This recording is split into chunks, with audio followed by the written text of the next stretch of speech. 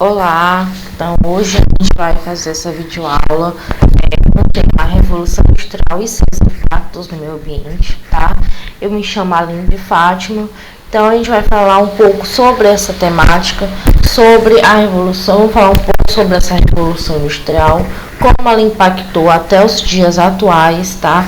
Com essa exploração dos recursos naturais. Então a gente vai contextualizar primeiro, falar um pouco sobre essa Revolução Industrial e como se deu esses impactos no meio ambiente ao longo dos anos, tá?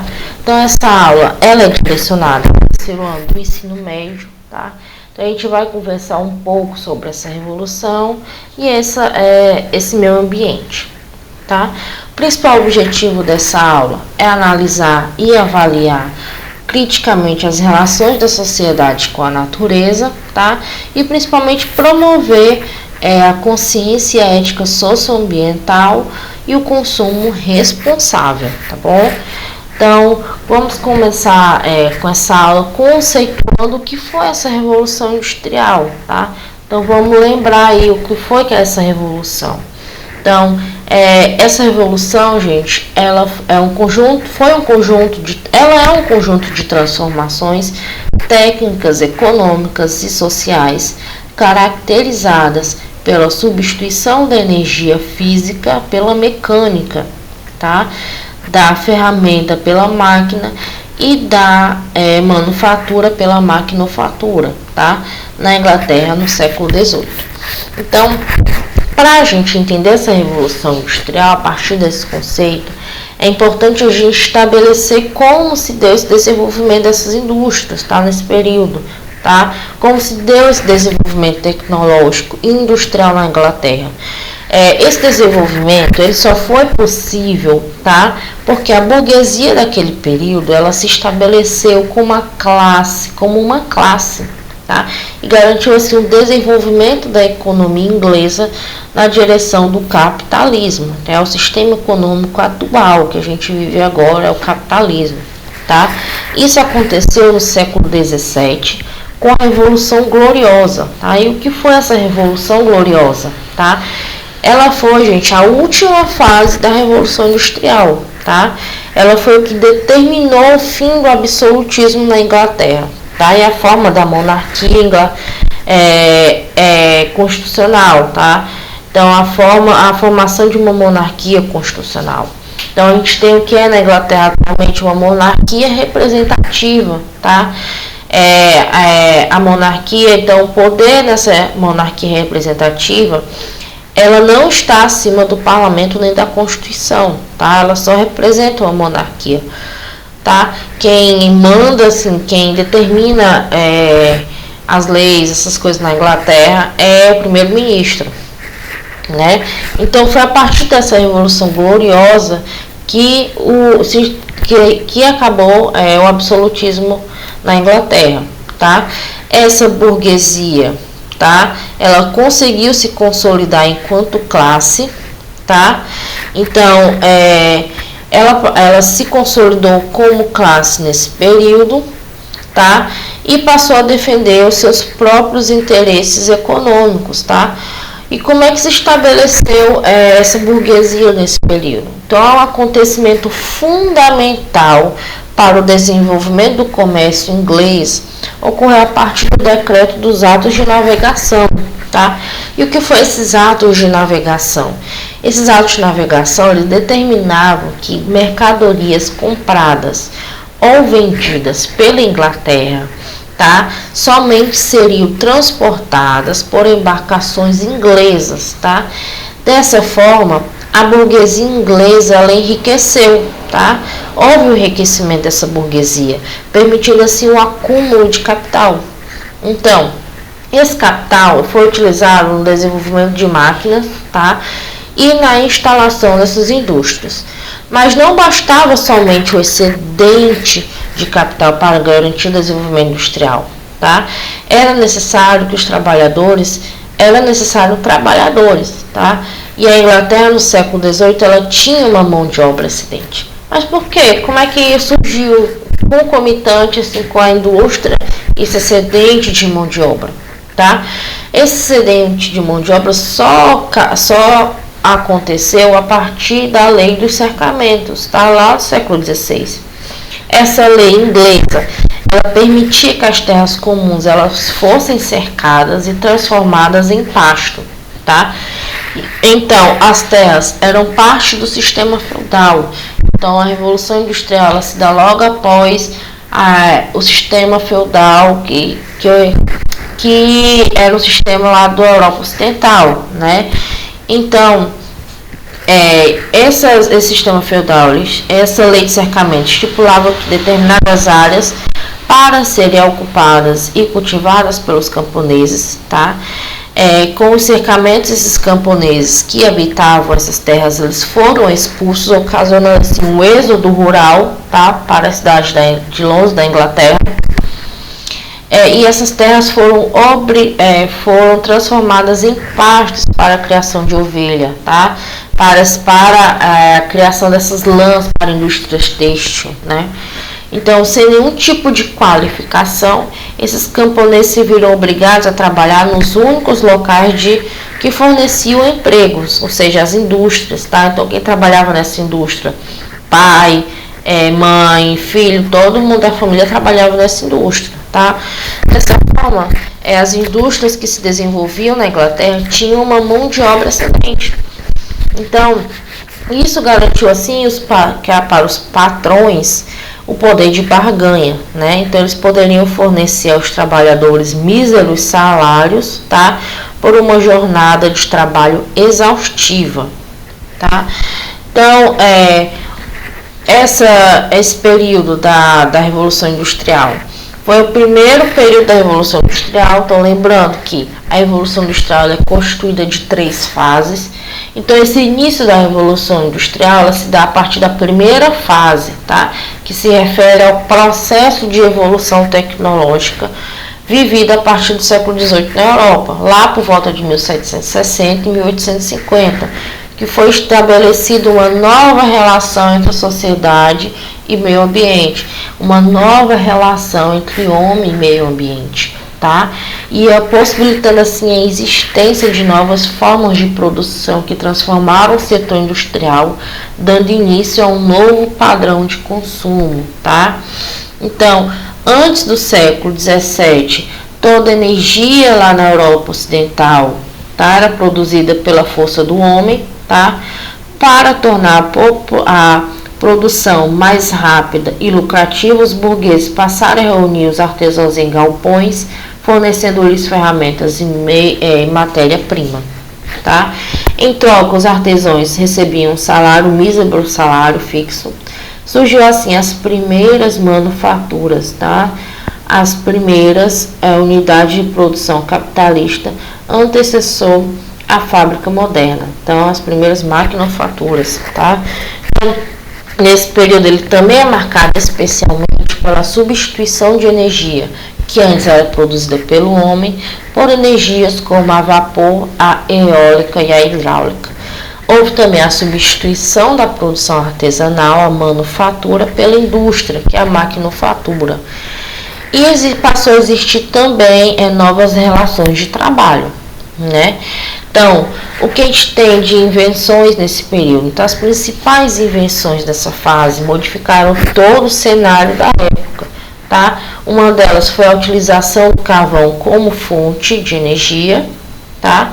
Consequentemente, o desenvolvimento da máquina a vapor e da locomotiva, tá? Nesse período, a gente tem o pioneirismo inglês, né? Essa ascensão inglesa, né, essa burguesia inglesa, que ocasionou com essa Revolução Industrial. Como eu disse para vocês, há um acúmulo de capital, uma disponibilidade excedente de mão de obra, tá? E a matéria-prima disponível, que a Inglaterra ela tinha grandes reservas de carvão, de ferro e a produção de lã para a indústria têxtil, tá? Então, resumindo aqui, a gente tem nesse período, tá? Uma substituição das ferramentas pelas máquinas, da energia humana pela uma energia motriz e do modo de produção doméstico pelo sistema fabril que constituiu a Revolução Industrial, tá? E esse nome revolução é em função do enorme impacto sobre a estrutura da sociedade, num processo de transformação acompanhado por notável revolução tecnológica. Então, esses impactos ambientais, essa revolução do meio ambiente, né, essa alteração, essa profunda alteração do meio ambiente, essa profunda alteração da relação entre homem e meio ambiente, entre homem e natureza, a gente sente até os dias atuais. Então, por isso, uma revolução industrial, tá? Então, a gente vê aqui nessa imagem como se deu essa estrutura até a parte desde dessa expansão desse comércio inglês, tá? Até as construções das fábricas e o surgimento do proletariado também nesse período, tá? Então a gente tem como principal inovação tecnológica a máquina a vapor, tá? E a maquinização das indústrias, tá? Resumindo, antes da Revolução Industrial, a gente tem o que? Uma manufatura, tá? Antes, a unidade de produção era nas oficinas, tá? Realizada pelos artesãos. A produção era em pequena escala, tá? Há uma predominância do trabalho manual, especialização e qualificação do trabalho. Então, o trabalho era feito por por artesãos, né?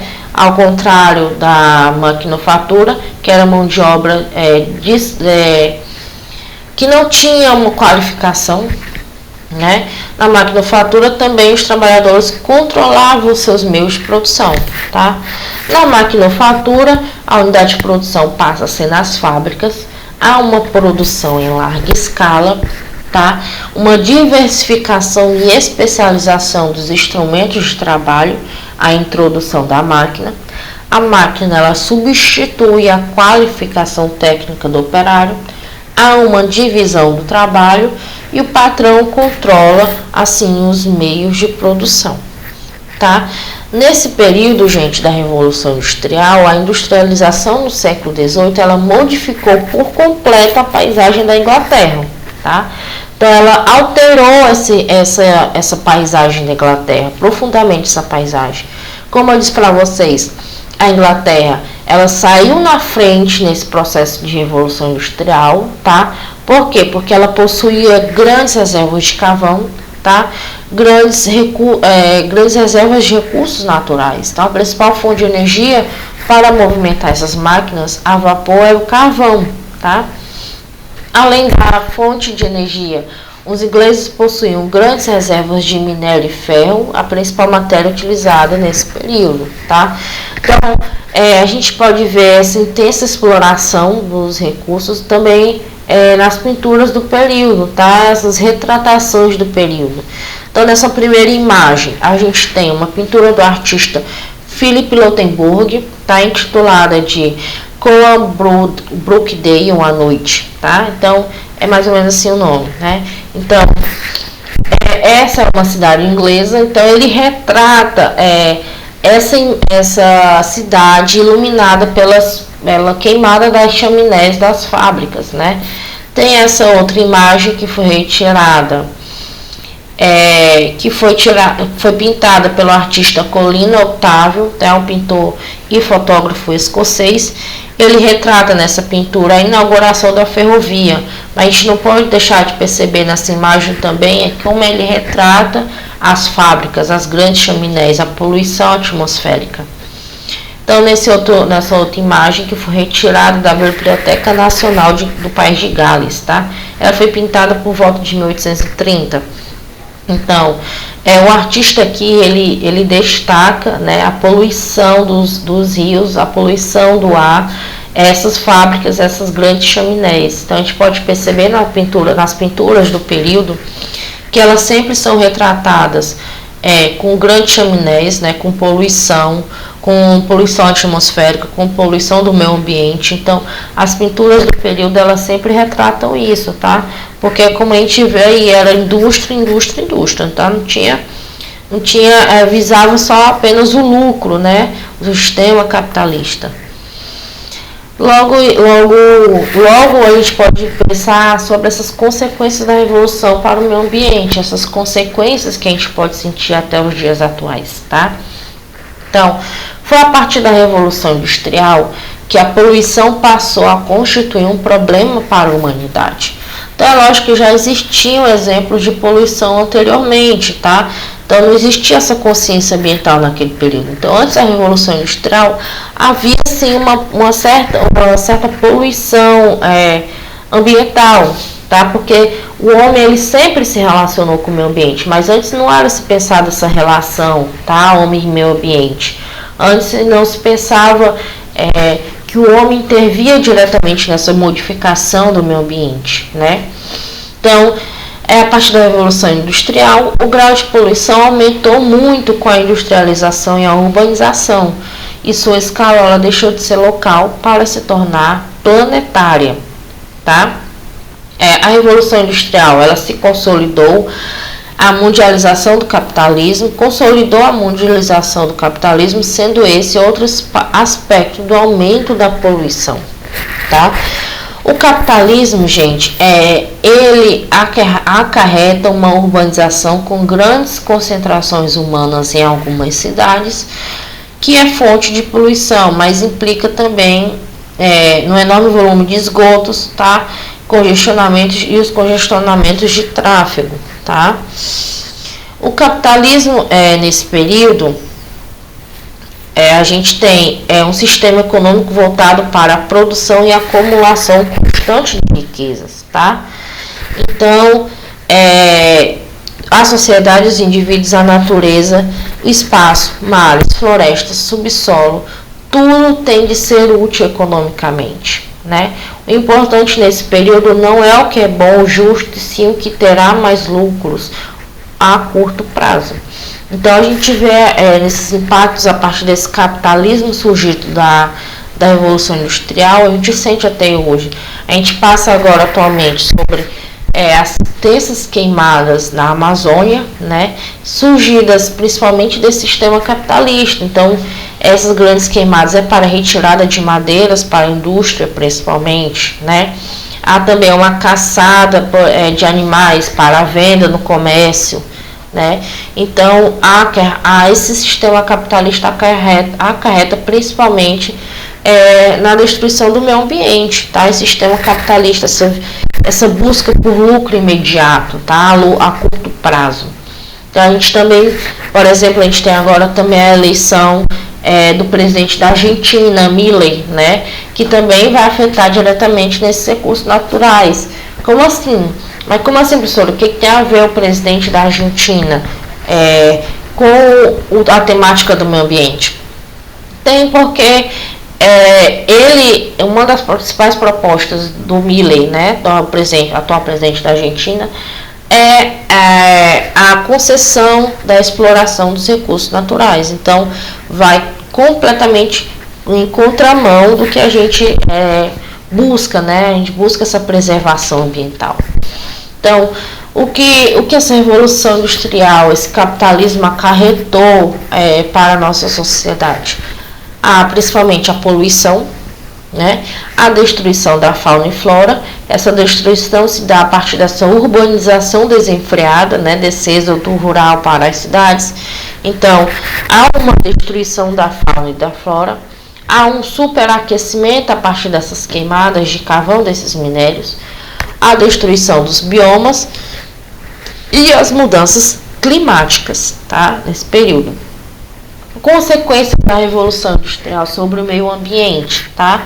Primeiro, a técnica de produção era a forma de explorar recursos, tá?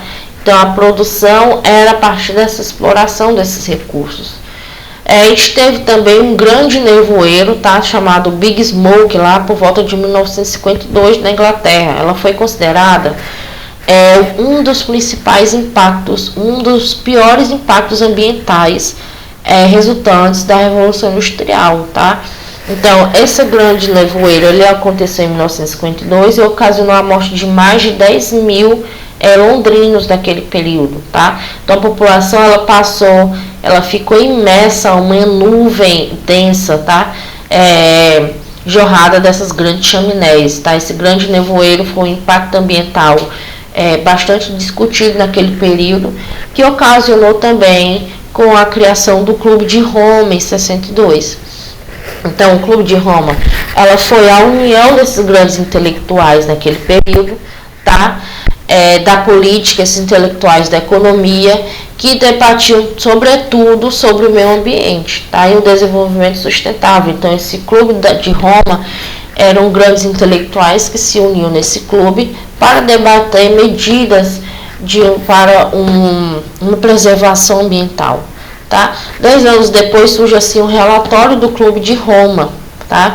Um relatório com medidas para amenizar esses impactos ambientais. Tá? Com isso, em 72, a primeira conferência do clima em Estocolmo. Tá?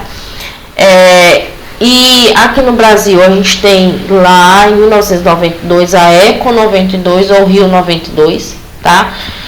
Chamado também como a Cúpula da Terra. Então, aqui no Brasil foi a partir dessa Eco 92 que se passou a se pensar em medidas de uma preservação ambiental, também no âmbito da educação, né? Então foi a partir da Eco 92 que se começou a se pensar mais nessa preservação dos recursos ambientais aqui no Brasil, tá? A partir daí a gente teve as chuvas ácidas ocasionadas também nessas fábricas, lá nos Estados Unidos, na China, Taiwan e Japão em 1990, tá? Com isso ocasionou assim o efeito estufa, tá? E com esse capitalismo a gente tem como principal como almoxarifado de recursos o meio ambiente, né? Então o capitalismo ele tira do meio ambiente, né, esses recursos para a produção dessas matérias de consumo. Por quê? Porque o capitalismo ele visa o consumo imediato, né? Então você tem um celular agora e a partir de um ano ele já não atualiza mais e você já tem que consumir outro celular. Então você tem que ter uma mídia que também impulsiona esse consumo, né? Esse consumo e assim impulsiona assim, esse sistema capitalista, essa produção excedente, essa lei de oferta e demanda, né? E a gente vem com essa citação do sociólogo Morin, né, no seu livro Os 7 Saberes Necessários à Educação do Futuro. Tá? Então ele diz o quê? Está cada vez mais claro que uma sociedade voltada para a ampliação até o infinito da produção e do consumo, ela não é sustentável. Então Morin ele estabelece que os caminhos, né, nesse livro para uma educação do futuro, né? Então ele diz que a forma como a gente lida com esse meio ambiente, essa ampliação dessa produção infinita, ela não favorece, tá? Ela não se constitui no fator importante para a nossa educação do futuro, tá? Então a gente tem que pensar sobre novas formas de preservação desse meio ambiente, tá? Umas novas formas de existência, né? De amenizar-se no capitalismo, né? Por assim dizer. Naquele período a gente não havia consciência ambiental da Revolução Industrial. Se talvez se pensasse sobre essa consciência ambiental, talvez a gente não teria tantos impactos atualmente, né? Então naquele período não havia essa consciência. Tá? O início da consciência ambiental no mundo ela remonta ao final do século XX, quando questões com a poluição, desmatamento e a degradação do meio ambiente começaram a receber mais atenção. Então essa consciência ambiental, gente, ela remonta lá do final da Primeira Guerra Mundial, tá? Foi a partir dessa Primeira Guerra Mundial que se pensou sobre essa degradação do meio ambiente, até porque por conta do uso constante desse armamento, né, dessa arma química, né, dessa destruição do meio ambiente. Mas o marco histórico que marcou o início dessa consciência ambiental no mundo foi a publicação do livro Primavera Silenciosa, tá, por Raquel Carson, em 62. Nesse livro, ele alerta para os efeitos nocivos dos pesticidas sobre o meio ambiente, especialmente sobre os pássaros e os outros animais. Então, foi a partir daí que se passou a se pensar nessa consciência ambiental, tá? Mas lembrando que nesse momento também, a história, ela não via o meio ambiente como um fator que o homem poderia se relacionar, o homem poderia afetar. Então, os historiadores, eles não pensavam no meio ambiente, tá, nesse período. Foi a partir de 1970, com Donald Webster, que a gente tem uma história ambiental, tá, que se passou a pensar como o homem, ele afeta diretamente nesse meio ambiente, tá? Então, aqui no Brasil, antes mesmo da nossa Constituição, tá? Então a gente tem a nossa Constituição Federal de 1988, mas 2 anos antes já existia a Resolução CONAMA, tá? Número 1. E esse artigo, gente, esse primeiro artigo, essa resolução, ela considera o impacto ambiental qualquer alteração nas propriedades físicas, químicas e biológicas do ambiente causada por qualquer forma de matéria ou energia resultante das atividades humanas que direta ou indiretamente afetam o quê? Né? A saúde, a segurança e o bem-estar da população, tá? As atividades sociais e econômicas, a biota. O que é a biota, tá? É um grupo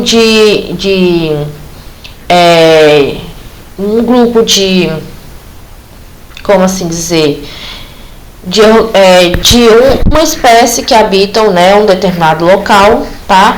Então, as condições estéticas e sanitárias do meio ambiente e a qualidade dos recursos ambientais, tá? Então, 2 anos antes dessa Constituição, a gente já tinha a primeira resolução que falava sobre esses impactos ambientais, tá? Que definia o que era esse impacto ambiental. Então, 2 anos depois, a Constituição, ela estabelece leis sobre esse meio ambiente, tá?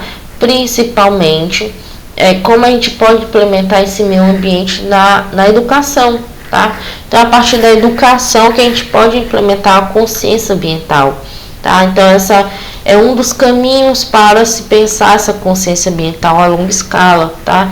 É inserir essa temática na educação, trazer essa reflexão sobre como a gente pode despertar essa consciência ambiental.